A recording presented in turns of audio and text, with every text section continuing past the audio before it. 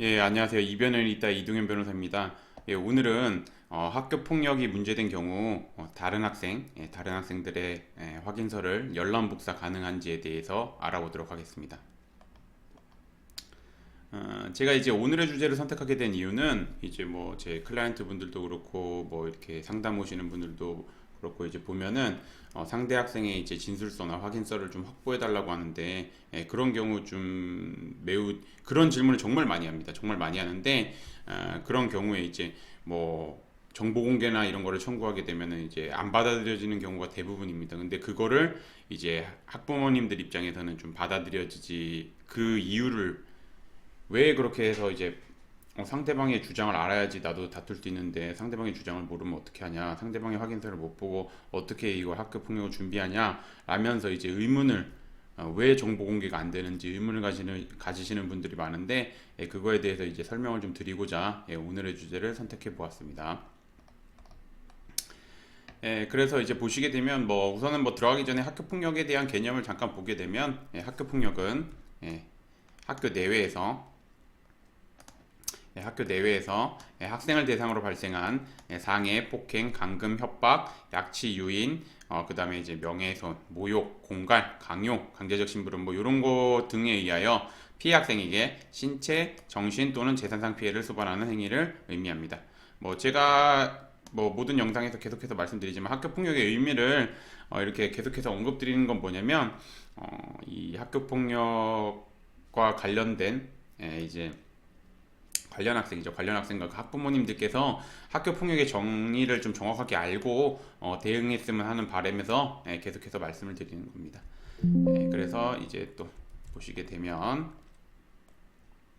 그러면 제가 뭐 앞에 서두에서 간략하게 말씀드리긴 했는데 다른 학생들의 확인서 열람 복사 가능할까? 이거에 대해서 이제 한번 답변을 드려보도록 하겠습니다. 이제 보면은 학교 폭력이 문제된 경우 학교는 가해 학생, 그다음에 이제 피해 학생, 목격 학생들 등에 대한 확인서를 받은 뒤 이를 바탕으로 사안을 조사하게 됩니다.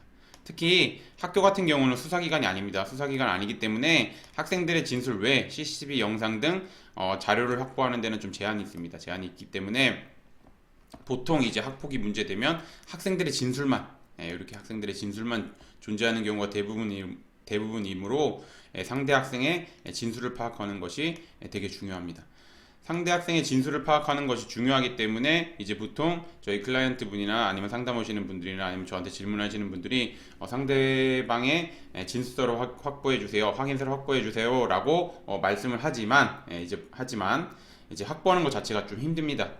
그에 대한 근거를 보게 되면 관련 학생은 학교의 다른 학생들의 확인서를 열람복사 신청하는 경우가 있는데 보통은 이제 뭐 저희도 열람복사는 우선 신청해 봅니다. 이제 경우에 따라서 해주는 경우도 있고 안 해준 경우도 있기 때문에 근데 대부분 안 해준다고 보시면 됩니다. 근데 그래도 이제 신청을 해보는 겁니다. 신청을 해보지만 신청을 하긴 하는데 뭐 결국에는 요 조문을 근거로 해가지고 그 열람 복사를 거부당하는 경우가 대부분입니다. 그래서 이제 조문을 보게 되면 공공기관의 정보 공개에 관한 법률은 해당 정보에 포함되어 있는 성명, 주민등록번호 등 개인정보법 2조 2호에 따른 개인정보로서 공개될 경우 사생활의 비밀 또는 자유를 침해할 우려가 있다고 인정되는 정보를 공개하지 아니할 수 있다. 이렇게 규정하고 있습니다. 이렇게 보시면 이 조문에 의해서 이제 뭐 그 상대방의 학생의 진술서를 공개하게 되면 뭐 사생활의 비밀, 자유를 침해할 여지가 있다. 그렇기 때문에 정보 공개를 안 해주는 경우가 대부분입니다.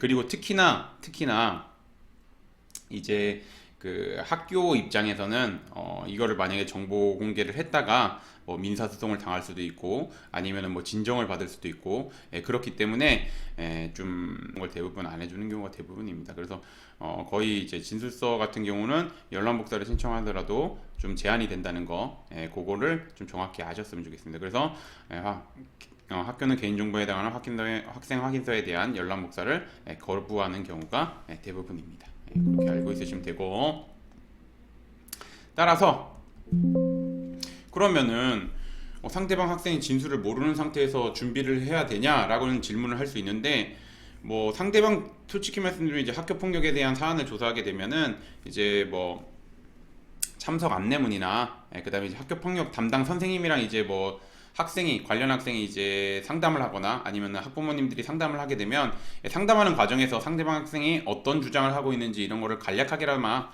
대략적으로나마 파악이 가능합니다. 그렇기 때문에 이런 이제 참석 안내문, 그다음에 학교 폭력 담당 선생님의 조사 내용 등을 바탕으로 해가지고 상대 학생이 주장하는 내용을 파악해야 하며, 상대 학생의 이런 거를 파악하면 당연히 이를 반박할 수 있는 자료를 확보해야 되겠죠. 이건 뭐 당연한 얘기고, 그런 다음에 이제 관련 학생 같은 경우는 이제 가해 관련 학생이나 피해 관련 학생이 있으니까, 가해 관련 학생은 상대방 피해 관련 학생이 주장하는 내용을 반박할 수 있는 걸 준비해야 되고, 피해 관련 학생은 상대방인 가해 관련 학생이 주장하는 내용에 대해서 반박할 수 있는 자료를 준비해야 되겠죠. 그래서 이제 보시면 가해 관련 학생은 피해 학생에게 신체, 정신 또는 재산상 피해를 수반하는 행위를 한 사실이 없다는 점, 이런 거를 좀 적극적으로 주장해야 됩니다. 뭐 지금 제가 이거 되게 간략하게 표시되어 있는데, 여기 아까 우리 학교 폭력, 잠시만 위에를 잠깐 보시면 이제 학교 폭력에서 정의했듯이 뭐 학교 폭력의 행위 태양이 뭐 상해, 폭행, 감금, 협박 이런 거 있죠. 이런 거 있는데 요 각 사안에 따라 상해, 폭행, 협박, 감금, 뭐 약취유인 뭐 이런 거 각 사안에 따라서 그 법률적으로 주장해야 되는 게 있고, 그 다음에 이제 그거에 합당한 그 법률적인 주장을 뒷받침할 수 있는 객관적인 자료를 확보해야 되는데, 그거 자체가 좀 어려울 수 있습니다. 일반인 입장에서는 조금 어려울 수 있어서 좀 법률 전문가의 도움을 받는 것이 필요하고, 그 다음에 이제 피해 관련 학생 같은 경우는 뭐냐면 가해 학생으로부터 학교 폭력을 당했다는 점, 그리고 이제 가해 학생에게 엄중한 조치를 내려달라는 점, 뭐 이런 거 두 가지를 주장을 해야 되겠죠. 뭐 요거 관련해 가지고는 이제 말 그대로 뭐 아까 학교 폭력 정의에서 나온 대로 이제 가해 학생이 그런 행위를 해가지고 나는 내가 신체, 정신 또는 재산상 피해를 받았다. 그거를 그냥 주관적으로 주장하는 게 아니라 일반적인 입장에서 법률적인 관점에서 이렇게 주장을 해야 됩니다. 그래야지 이제 받아들여지는 거고, 그리고 그를 뒷받침할 수 있는 여러 뭐 관련 뭐 주변에 이제 목격하는 학생들이 있으면 목격한 학생들의 진술서, 아니면은 이제 뭐 카카오톡으로 뭐 주고받아서 이제 뭐 언어 폭력을 행사하거나, 아니면은 뭐 단체 카톡방에 초대해 가지고 강퇴시키거나, 아니면 단체 카톡방에서 따돌림하는 경우에는 이제 뭐 그런 캡처 자료들 뭐 이런 거를 바탕으로 해 가지고 이제 가해 학생이 학교 폭력을 행사했다는 점을 이제 주장해야 되고, 그 다음에 더 나아가서 학교 폭력에 해당한다는 전제 하에서 가해 학생에게 이제 좀 엄중한 조치를 내려달라는 점. 그러니까 뭐냐면 뭐 정신과 진단서나, 이제 피해 학생이 이제 피해받은 거를 입증을 해야 되니까 뭐 정신과 진단서나, 만약에 신체 폭행을 당했으면 그에 대한 뭐 상해 진단서나, 뭐 그리고 이제 상대방 학생이 학교 폭력을 했음에도 불구하고 반성하지 않는 태도, 즉 뭐 오히려 2차 피해를 주거나 뭐 이런 게 있으면 이런 거 관련된 자료를 좀 확보해야 됩니다. 그래서 이런 거를 좀 적극적으로 어필해야지 이제 각 가해 관련 학생이나 피해 관련 학생은 원하는 결과를 얻을 수 있습니다. 그래서 이렇게 보시면 되고,